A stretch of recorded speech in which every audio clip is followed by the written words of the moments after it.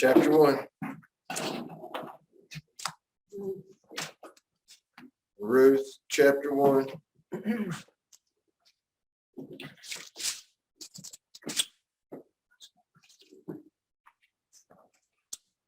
Okay. Lots of good things to rejoice in today. 2022. We will remember that too. Okay, so some introductory stuff last week, and we started the first few verses.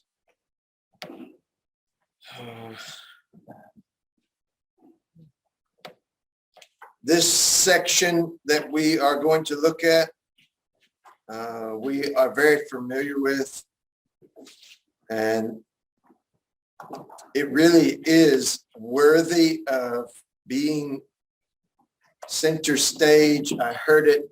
I went to Ivy Wallen's wedding on Saturday.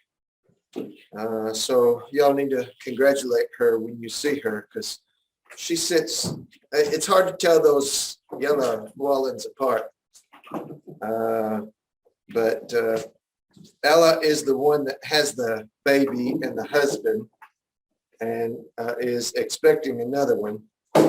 Ivy is the one that just got married, but they both favor each other. But you'll probably see her, not this Sunday because they're on their honeymoon, but in short order. We went to the wedding, and the preacher there used this particular passage because it's just a beautiful description. It has little to do actually with two people being married, but it is such of that spirit that it's hard for people to resist it. I've used it myself in times because it's just an appropriate kind of description of a relationship that has the fingerprint of commitment. Okay, and obviously there's something that's going on in Naomi that is helping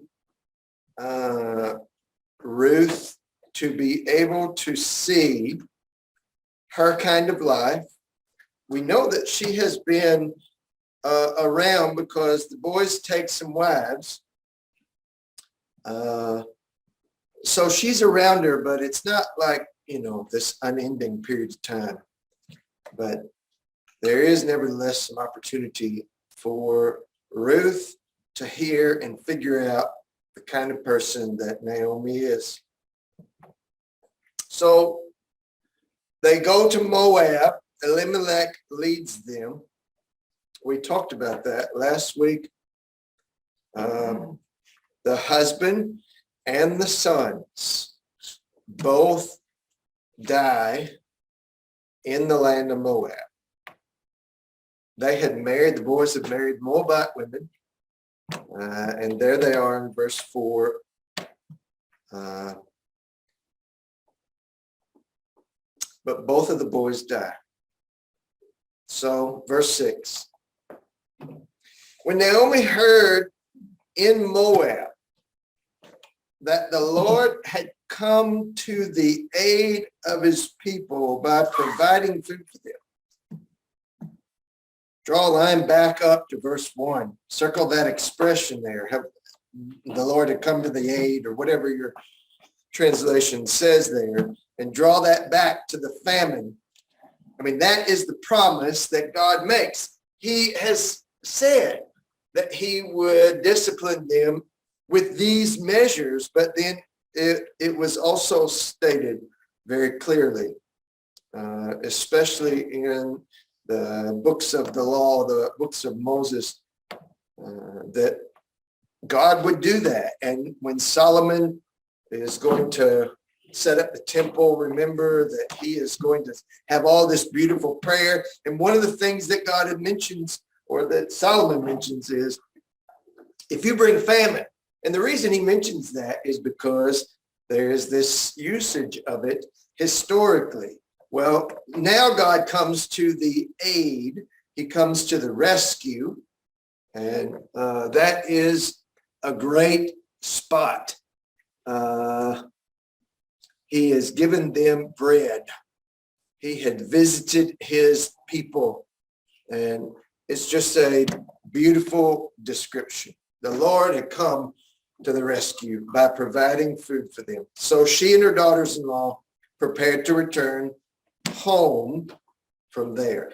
Now, it's clear that they want to set out here with her, but it's also clear that Naomi already has in her mind what she is going to say to them whenever this separation is going to happen, or what she thinks that she has in mind.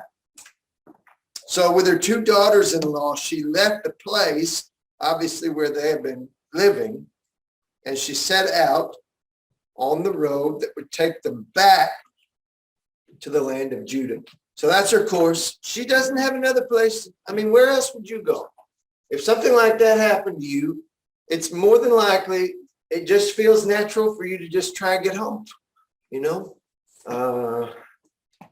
And this is what Naomi is doing. Well, you can see 8 down through about verse 13 or so, she has in mind a conversation that she's already going to have with these ladies. Well, Naomi said to her two daughters-in-law, go back, each of you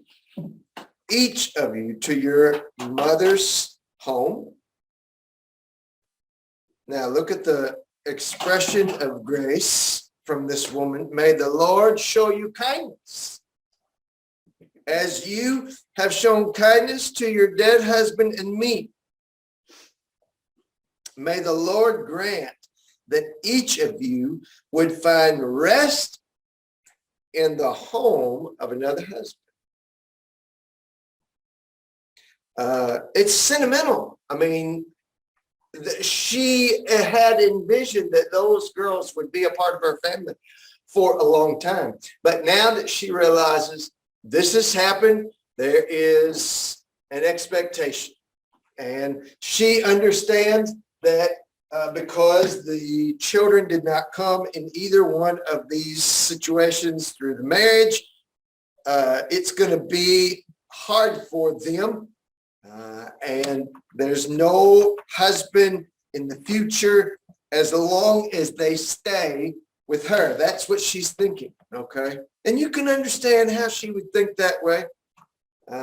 If you were running through that circumstance and that happened to you, you might sort of set up this conversation in your own mind, just, you know, thinking out loud as to how this would be possible. She wants the Lord to show you, both of them, she's talking to them, I want the Lord to show you kindness. And so she calls on the name of the Lord, and she encourages them in the name of the Lord, and it shows her faith. It is visible. She wants God to be involved in this, and it is as each, the Lord is going to include that in verse 9, the Lord grant that each of you find a home and a husband. That's what, so what she's saying is I want God to be involved, to be able to provide for you a home and a place and future and a family and something that's secure and somebody that's taking care of you, somebody that brings you joy, somebody that you can serve. And the Lord is in that. Now, she is confident that that will happen if they leave her. And of course, the Lord is able to make those kind of things happen.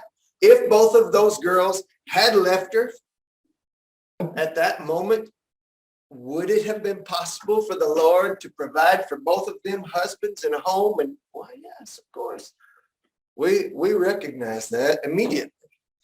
But it is clear that the girls are listening to their mother-in-law, and she. I mean, they packed up. This is a big step, big step, and it seems like they are on the way. Okay, and there's somewhere where there is this discussion that happens, and it's obviously something in between her final destination, obviously, which is home in Judah.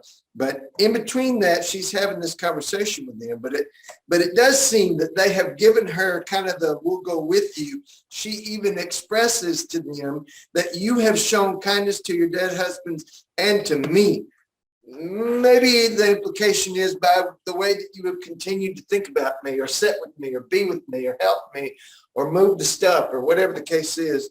There's some way in which she is aware that their activities have been beneficial to Naomi.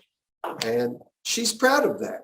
It's interesting that in verse 11, she doesn't call them the word. It's not there, my daughter-in-law. She calls them my daughters. My daughters. Which indicates some intimacy with them. Very intimate. And they Very lived there 10 years. Very intimate. Yeah.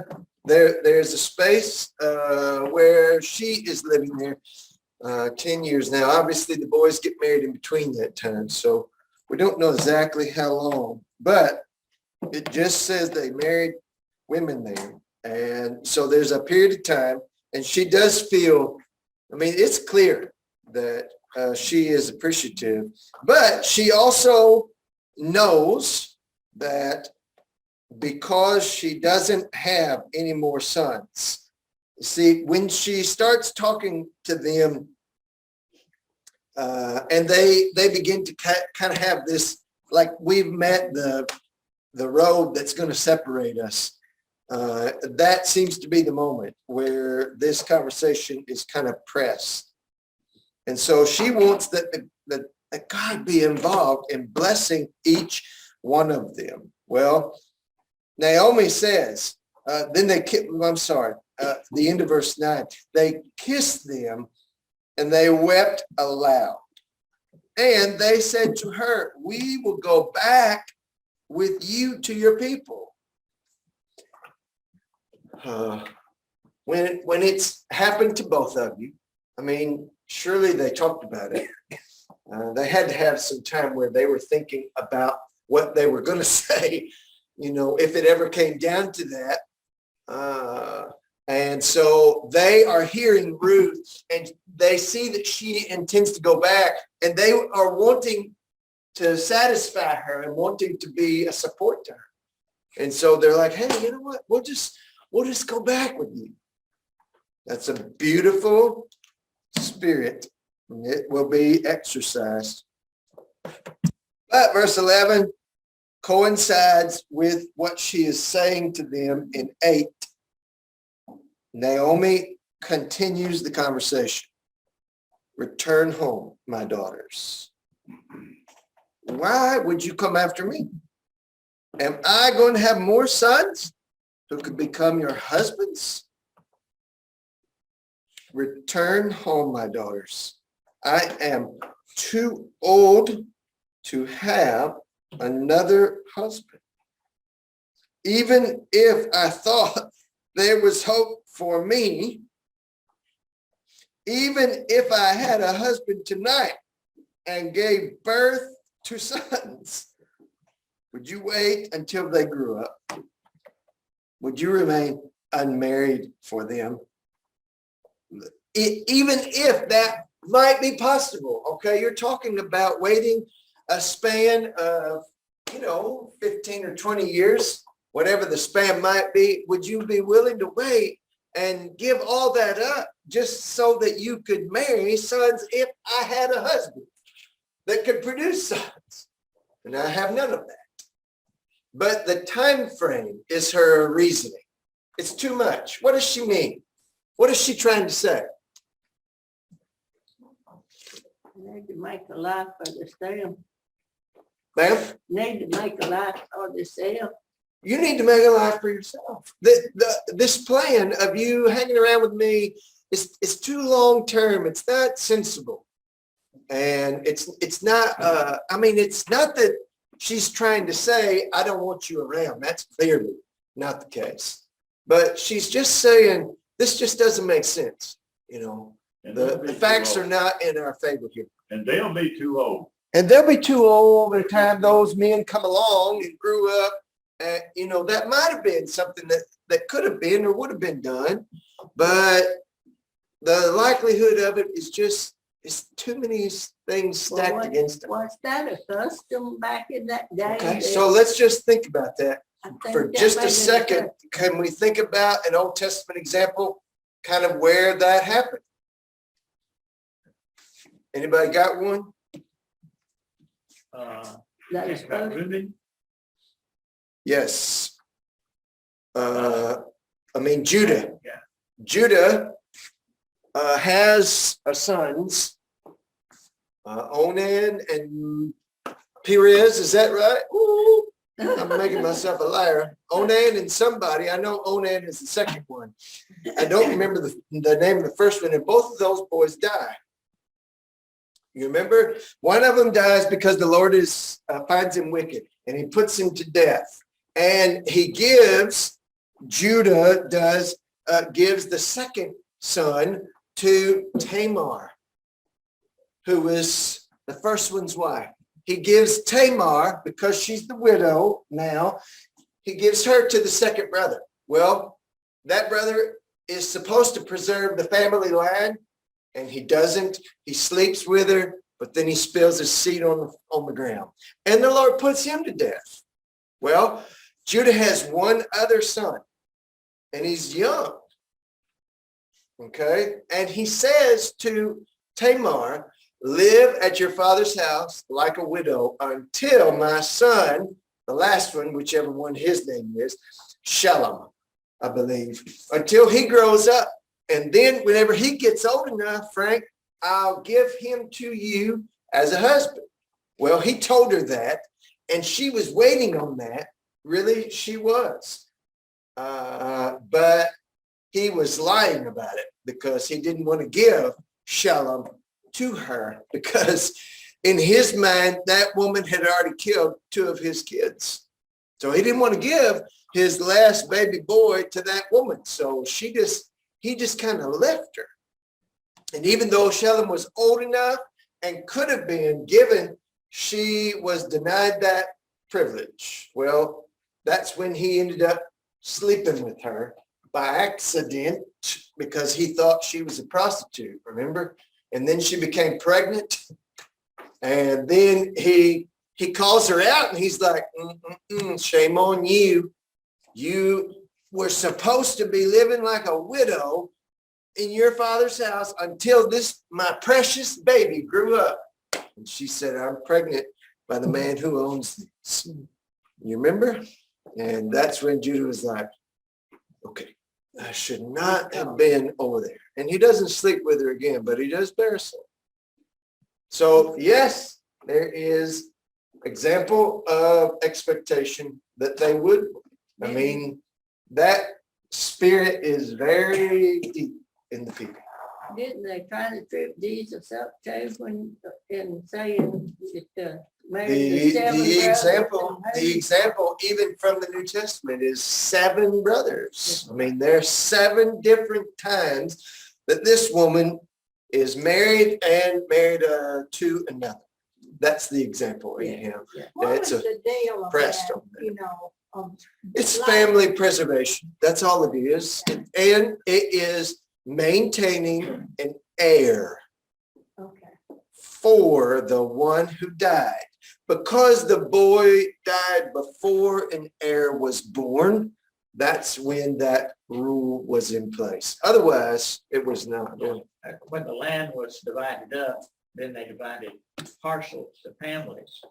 And so that parcel that belonged to that family needed an heir.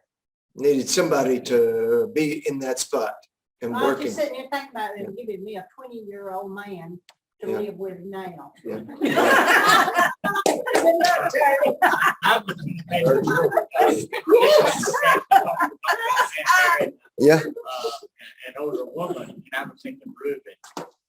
And I don't know if he actually married her, but Yeah, he went into his father's concubine. yeah. He does. His mother's servant. His mother's servant. Nurse or something Yeah. like that. But but she had been taken as a wife by Jacob. Yeah, that's right. And he goes in. So there's quite an age gap, is what Wendell's saying, Yeah, between that's her what- and, yeah. Yeah. Yeah. But you kind of think about Naomi going back to Bethlehem. You see, even though it'd been 10 years, there was that parcel of land and probably the house that she could still go right back to. Yeah. Yeah. Because, but if they didn't have an heir, then that parcel of land was going to be lost. And this is where Ruth gets an heir. That's what happens You right know, here. back then, in several different places, I don't know where there's several of them not, but I've studied where the father and the daughter had a child in order to keep the land, Right. keep that land, and the brothers and sisters would marry to keep that land. There are occasions where that He is, say was keep them. after the law, that is against the law. Well, this is what even Lot's daughters was rationalizing. They were. Yeah, because they felt like their circumstance was unchangeable. And God certainly could have remedied that easily as he saved them. He could have preserved a line for them. But that was their thinking. It was just like no different than Abraham thinking that he needed to preserve his line through Hagar.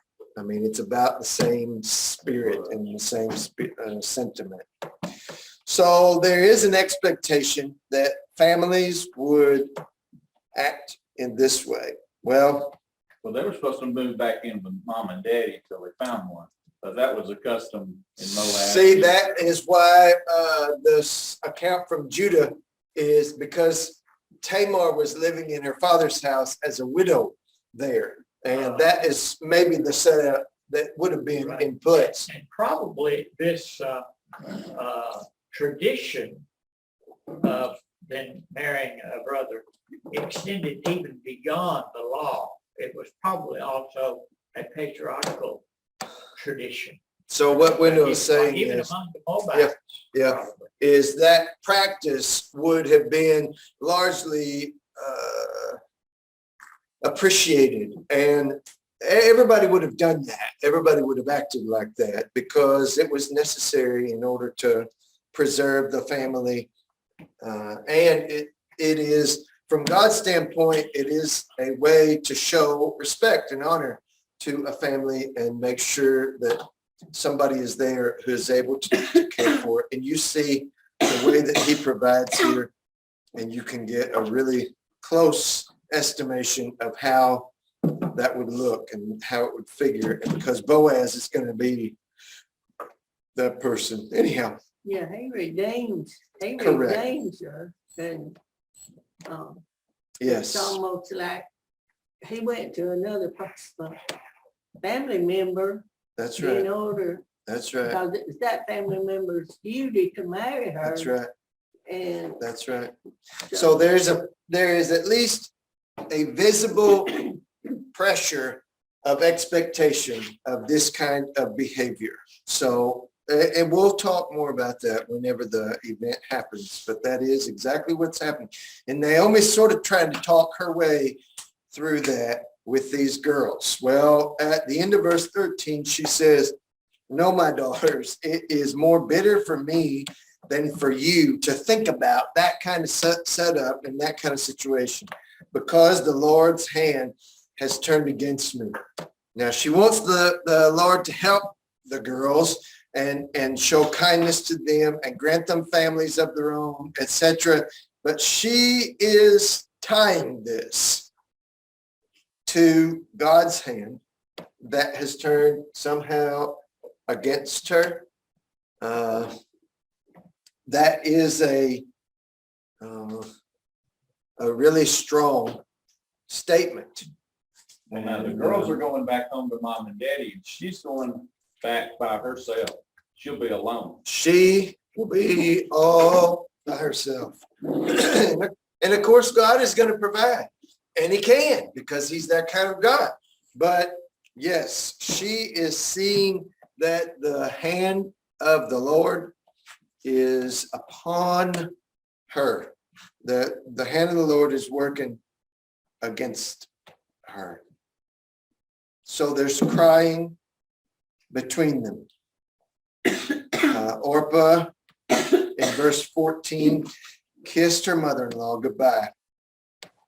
She accepts what Naomi is saying, and she apparently goes back to her people because she sees that there is some level to which this is unsensible for her to remain in this situation. And maybe she accepts that she believes that God will show kindness and that God will grant that she find and establish her own family.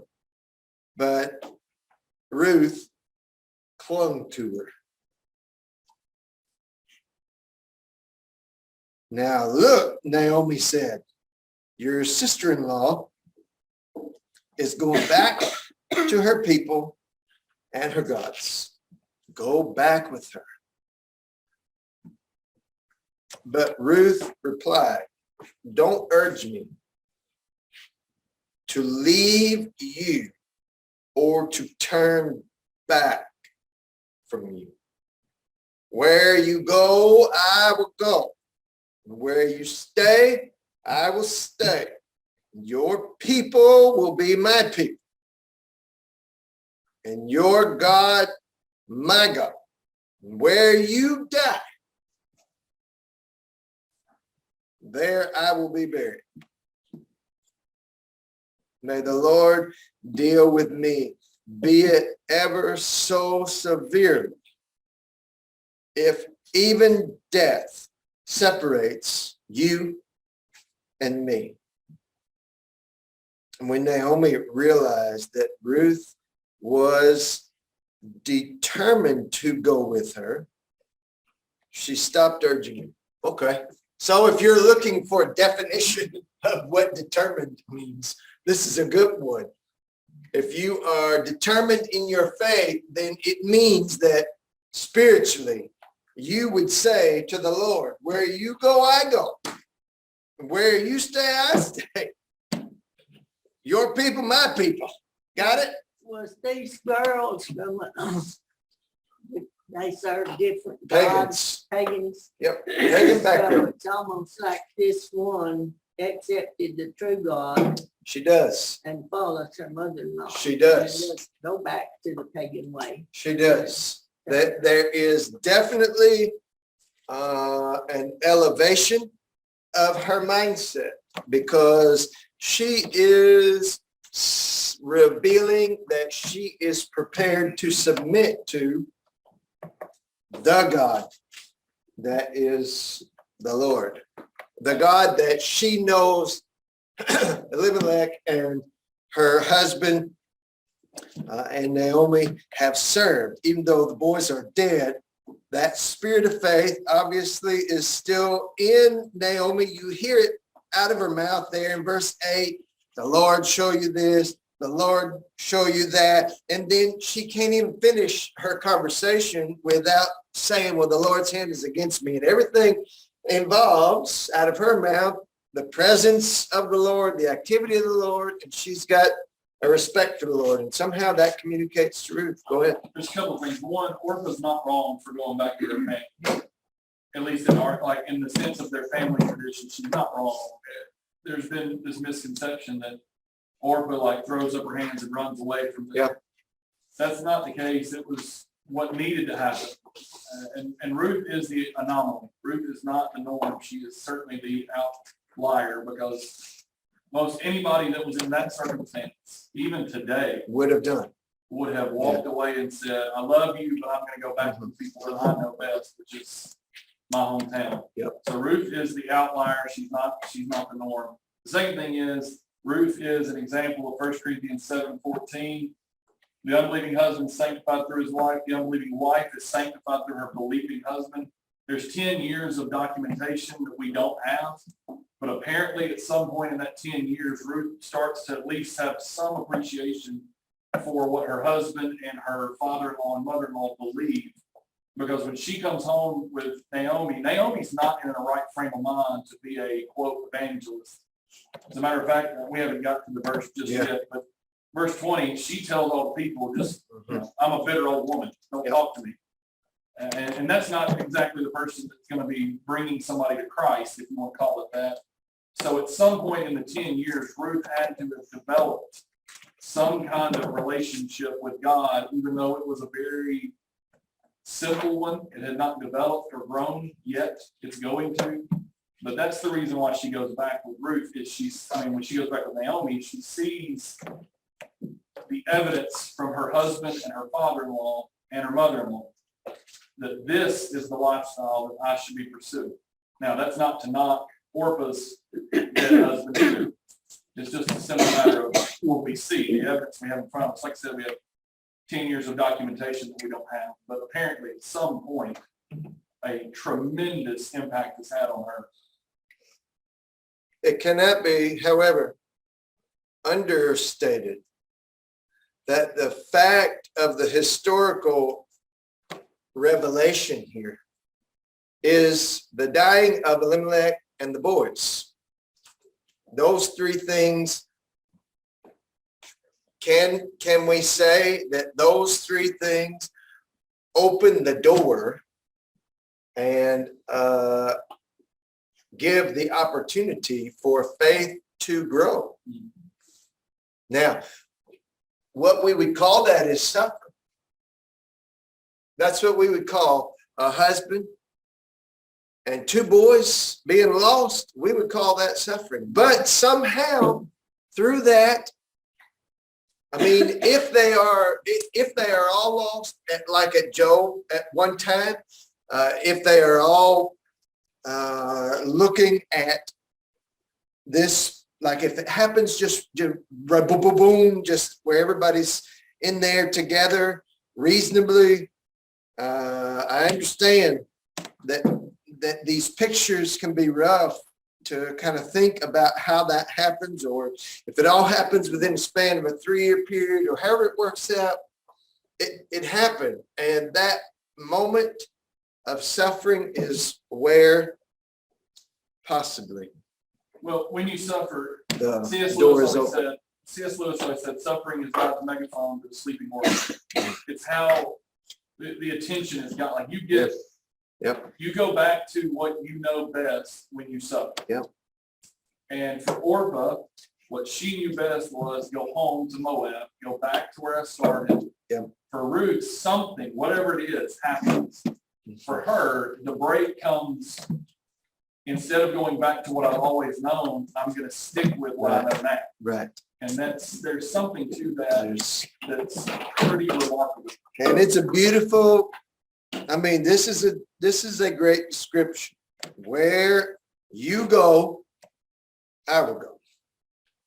That implies that Naomi would what? She wouldn't be alone. Where you go, I go. I got you back. We're not going to be separated. So that means you, to Mike's point, you're not going to be alone. I'm going to go with you. I'm going to be with you. And when they come back and Naomi is alone, she's not alone because Ruth goes to a field in order to glean for her. Why? Because she is where you go, I go. I got a service that I am going to do for you and with you. So that thing of you being alone is resolved. Your people will be my people. And she treats the people that belong to Naomi's family as if they are like her own family. Where you die, I'm going to be buried there. What does that imply? She's going to bury her. This is a very comforting thing to Jacob. Don't be afraid to go to Egypt. Joseph's own hands will close your eyes. She's telling her she's gonna take care of her for the rest of her life. I got you back, and I'm gonna put you in the ground. And she. I'm gonna worked. stay with you no matter what. She went to the fields to glean, to get them food. It's impressive, isn't Take it? care of. Culturally, it doesn't get much worse than, I mean, in that day and age, it didn't get much worse than being a widow and having no sons. That's the, Right, wrong, or That's the indifferent, the way kicker. that women were treated in that day and age, especially if you had lost your husband and you had 2 boys and they were gone too. That's why she is the way she is when she's going back home. That's why she doesn't want them to go with her. I know what's waiting for me when I get Yeah. back. I'm gonna be a pariah in Yep. this town. Yep. Don't go with me. Mhm. And Orpah's like, cool, I'm going back. Yep. And Ruth says, no, I'll take the place. I'll go and work and I'll go and get food and I'll go and it's remarkable. and what does she do here at the end? What do we call this when she says, may the Lord deal with me, be it ever so severely?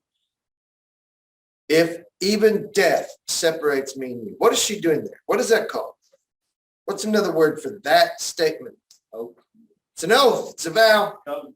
You are saying, God can strike me if I get sideways from my commitment to you. Now that puts yourself under God's hand to be disciplined. It shows that you have great faith in God. It shows that you have great faith in God so that your life would be sensitive to that kind of treatment from God. You don't want to be treated like that by God. So you're so respectful of God that you would not allow your behavior to be dislodged from your verbal commitment. That's a vow. Illustration for our time, Christine. Hmm. She lost all her kids, but one, Jerry, which Yes, wasn't able to take care of her. he wasn't. Floyd Jr., her son-in-law, Yes. his was- wife's gone, but her son-in-law Yep. stepped in. Yep. And he took care of her. Yep. Till she left this world. He put her in the ground. He put her in the ground, even though he wasn't able himself. No. Physically. Nor was he blood. He No, wasn't her blood. Well, I But think he- there might have been cousins Well, distant down the road, but not. He was not- connected by marriage. is Yeah. the point of it.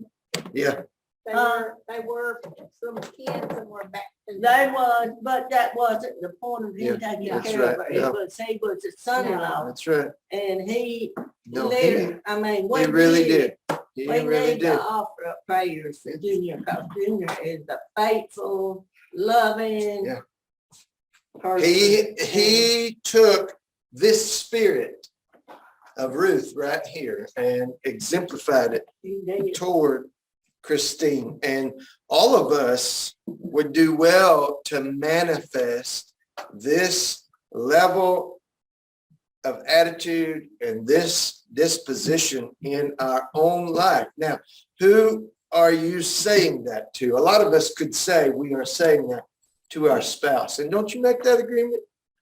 When you go into a marriage agreement, I mean, one of you is going, and one of you is going to bury the other one. And that's just the agreement that you make when you enter into a relationship and you are saying to God, deal with me, be it ever so severely. I mean, if you got to get my attention, do that, but I'm not going to separate except by death from you. That is a powerful picture. And that is really an expression of love. It is an expression of trust. And Ruth calls it. When Ruth saw her determination, she let it go. You Go ahead, made a Frank. statement a minute ago that jumped out at me when at the end of your when at the end of your teaching there, you said that is a vow. It's a vow. We don't pay attention to vows like we're supposed to. When you make a vow, That's it. that's it. Yep. And Yep. I don't know how many of you read the obituaries, but last week, I can remember the names. But the husband died on Friday, and his wife died on Saturday. How about that? Yeah. We had there was a couple from Bethlehem, that may be who it is. Just this past week or two, he was 96 and she was 94, I believe. Yep. And the daughter said, or the son said, I fully expected one of them to pass away and the other one to pass away soon thereafter, because they had been staying alive for each other. Yes. Yep. And that's, so one quick thought is, there's also something to be said for Ruth recognizing, if you want to talk mental health, Naomi's in a really, really bad position mentally. The things she's saying reveal some very dark thoughts about herself. God is dealing bitterly with me. That's her comment when she gets back to Bethlehem. And Ruth's recognition of that doesn't even go unnoticed, because there's something to be said at times. Making a vow is one thing, but living through the dark times of a vow is a completely different thing. Yeah. And Ruth makes the vow knowing that we're in the middle of a really, really, really dark time. Yeah. And that's when she says, I'm not going anywhere.